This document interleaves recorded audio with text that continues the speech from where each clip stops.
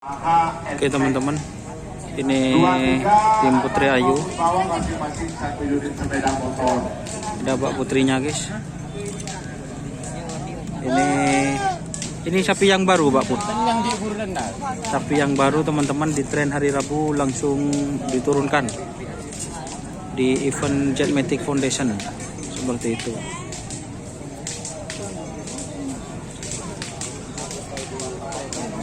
Kita guys, kita keluarga ngeri.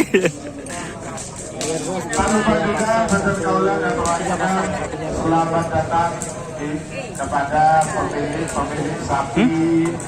Kan mangkan ya cek kedua tah tanda. Kali ini 48 pasang sapi plus juga tokoh-tokoh serta pemilik sapi dari kawasan Pulau Jawa yang sudah hadir tadi. Ada yang terhormat Bapak Haji Asraf dari kawasan Temporak Probolinggo dan juga Mas Edi Bajulangit Jawa dari Lumajang.